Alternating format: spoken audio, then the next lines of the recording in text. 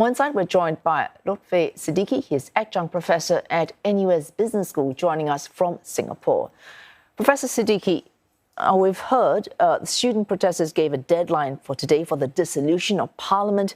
Army leaders, at least at this point, giving in on that demand. Do you see broad demands being met in the days ahead from the student faction to the army leaders? Yes, I don't think there is much of a standoff there. This movement and the successful culmination of the movement that we saw yesterday in the form of a change in government, a hugely positive occasion for the country from the viewpoint of lives, livelihoods, liberties. The students have been at the forefront of it, and the broad direction of travel, the broad contours of that, it would be unthinkable for what comes next to not include the students in that. Now, in many ways, it's uncharted territory. There is no algorithm on how to put together a caretaker interim government at this stage. I imagine there's some horse trading going on the exact composition of that. But as you saw, the parliament has been dissolved, and I think the direction of travel is pretty clear, and I don't see there being any major standoff on that front. All right. Army leaders at this point have real impetus as far as what's happening on the economic front. And you wrote this before Sheikh Hasina resigned and left the country. Any transient stability from the current regime would be the stability of a graveyard. What did you mean by that?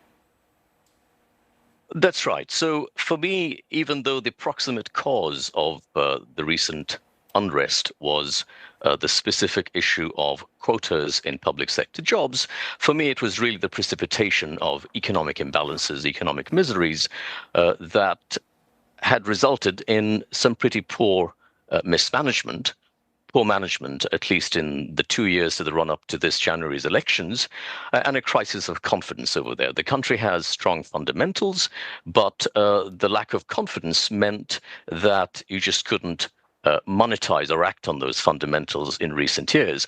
So the change in regime is a necessary condition to that turning around.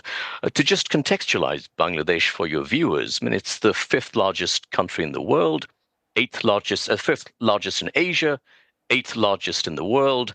It's 170 million people, the combined population of Canada and Russia, in a country that's a third of the size of Thailand. The average age, the median age of the typical Bangladeshi is 27 years old, so some 16 years younger than the average Singaporean. So you have young people, heavy density. These are strong fundamentals, good infrastructure, good physical and digital infrastructure.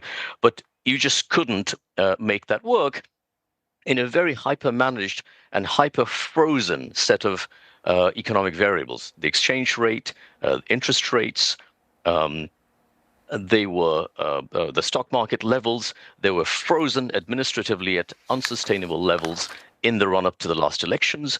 And when they did want to relax them, there was just no confidence in the system. So there was no rebound in no significant or proportionate rebound in exports when the currency depreciated by 30%.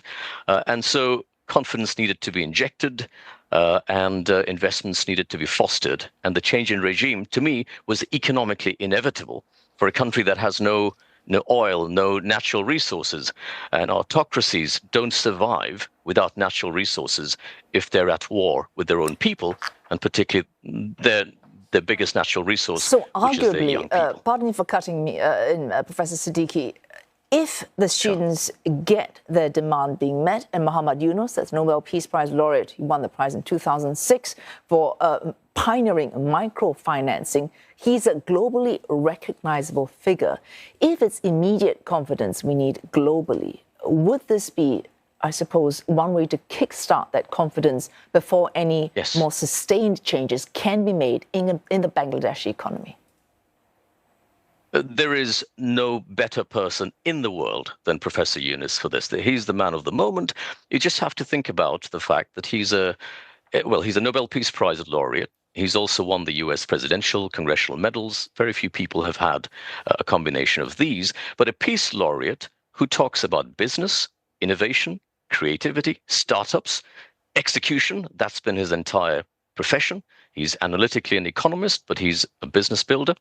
So, and he's got this soft power in his own personal brand that he can lend internationally to the country, because the country needs to convene international capital. It needs to demonstrate trust in the competency and trust in the good faith of people running the place.